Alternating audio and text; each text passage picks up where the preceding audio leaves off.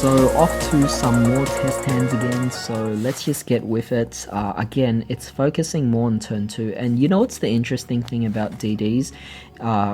It's that when your opponent is actually going up against you, unless they're a DDD player themselves, they actually will have no idea how the deck really works. I mean, I think a true DDD player will know every single thing, will know the whole purpose of this build when they go up against it.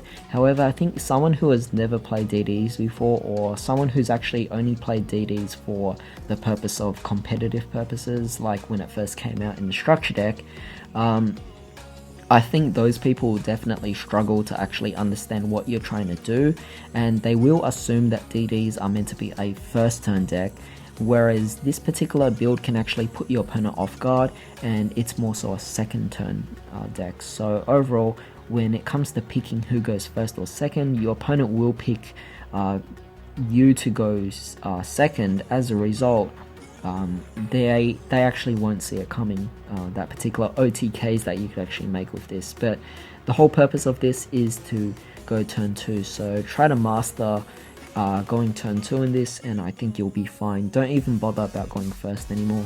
Never choose first. If your opponent does catch on and they do want you to go first, then you could still produce something that is, I guess, decent, somewhat decent, but most of the time it's turn 2s that allow you to go for your crazy plays.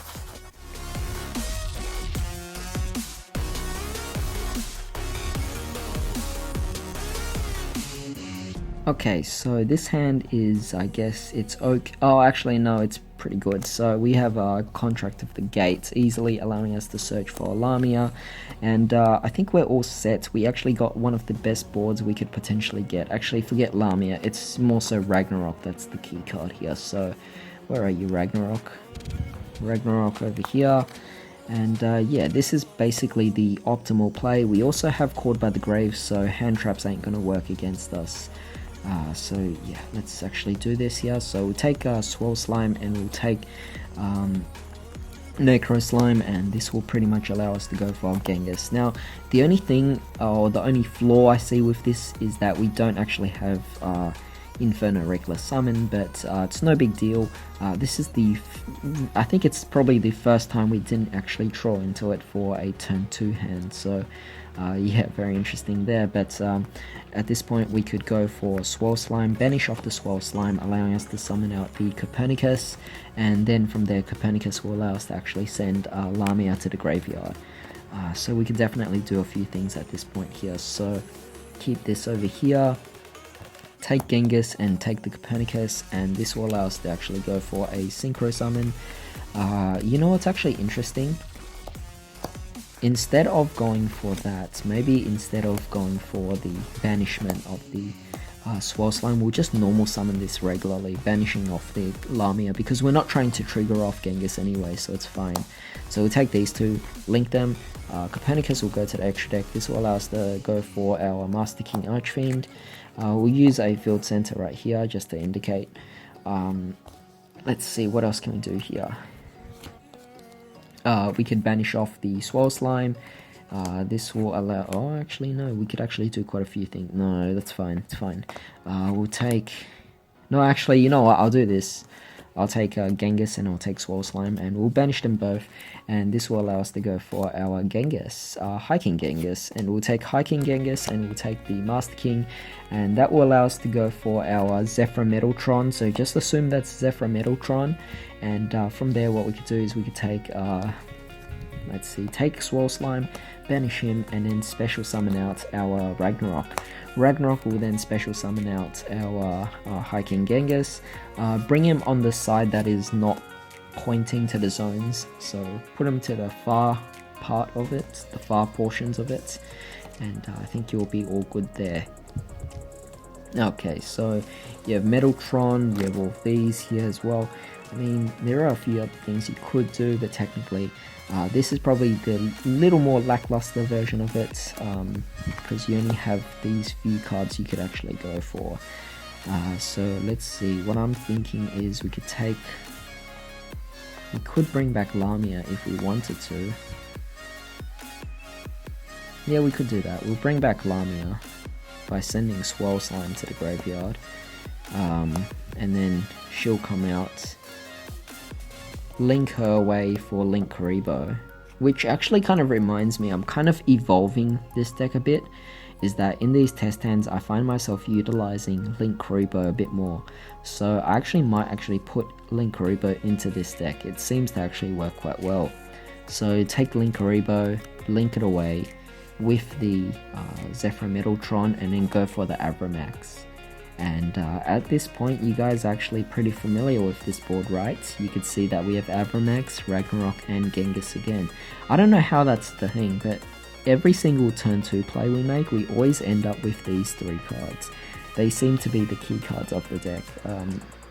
I would say they are pretty much the 3 aces of this particular deck here. They are always the final ones that go for the final attack. And in this particular hand, we had Called by the Graves, so disruptions were really minor in this particular situation here. But yeah, sorry about the whole mess here. I mean, that's the thing with DDDs. I mean, you have so many different cards, it becomes a huge mess. But you know, I figure that the more I actually do test hands for this, the more I play this deck over and over and over again, I might actually get bored of it. But the thing is this, DDDs, you just can't get bored of it. I mean, you have so many different combos that you can go for. I mean, yeah, they're very similar in a sense of the core fundamental combos and everything like that, but in this particular case, they do actually vary when it comes to the whole different ways you could actually play out something. And you could see that I've been doing a few alternate versions as well, just based off the same test hands, because that's the whole fun of this deck. I mean, you could just try out so many different combos. It's so amazing. I mean, this is one of the best combo decks I've actually ever played in the whole game itself. I mean, there is no archetype that actually combos as well as DDDs. Maybe to a certain degree, I would say World Chalice, but even then, this is just far too fun to compare.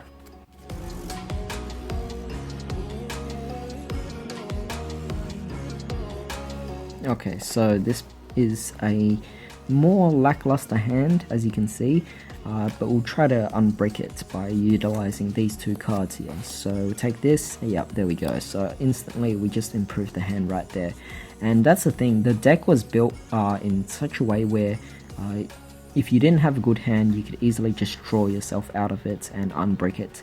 And instantly, just the 2 cards we just got is really amazing here. So Inferno Reckless Summon, very happy about that. But we have Swell Slime and we have the Lamia, and let's link them both together, allowing us to, or rather fuse them to go for not the big Genghis, the little Genghis. So we'll go for little Genghis first, and obviously we'll banish off the Swell Slime, allowing us to special summon back the Copernicus. Special summon out Copernicus. Genghis will then special summon out Lamia. Let's see, let's think about this carefully. Genghis's effect will go off, bringing back this, and then Copernicus. So we'll go Chain Link 1 and 2, so target that, but Chain Link 2 will go first, so this will send off something. So in this particular case, you could clearly see what we're going for. We're going to send off Ragnarok because we're going to bring him back and make some big plays later on, but Genghis will then bring out Lamia. So when Lamia is summoned out, you can just trigger off, go for the Inferno Reckless Summon, allowing us to summon more Lamias from the deck. 1 Lamia here and another Lamia over here. Cool. So now, okay, let me just use a Field Center again. Bit of a mess, as you can see. This is our graveyard. Yeah, something like that will look fine. And this will go now. Oh my god, this is just a huge mess. Okay, so we take Lamia and we'll take the Genghis and we'll fuse them or link them together, allowing us to go for our Master King Archfiend. We could take one of the Copernicus and we could take the Lamia and link them away again. Copernicus will go to the extra deck. This will allow us to go for our Wee Witch. Just put them on, we'll put it on this end and this end. We'll put it on this, the middle part of it. And let's see, what else can we do here? Let's see, so we could send Necro Slime from our hand to the graveyard, bring back the Lamia. Whoops, it's a bit of a mess for sure. Yeah. This one is the one that will get banished, remember that. I'll probably bring it out right here. So this one will get banished, and we'll take the Necro Slime, and we'll take the...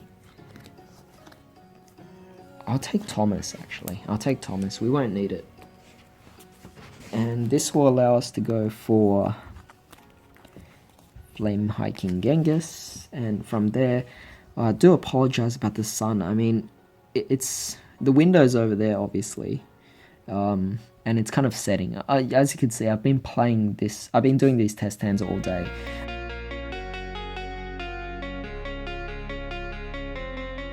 I will take Wee Witch's Apprentice, and we will take Master King, link them to go for Avramax, right? So we're gonna normal summon Necro Slime. This will trigger off, because we haven't done a normal summon, so this will trigger off Hiking Genghis, allowing us to special summon something else. I'm gonna special summon out Genghis. Genghis has used its effect already, so that's kind of unfortunate, but it's not a major deal here. It's not a major deal breaker at this point. So we could take, like we said, we could just bring back this, and like we said, we had Avramax, Abyss Ragnarok, and High Flame King Genghis again. So it's the typical board we always go for, but in this case I'm just going to bring back Genghis, and we'll see what we can do from this particular point onwards. So we have Genghis, we have this, and this. Potentially we could go for more Link summons in this case,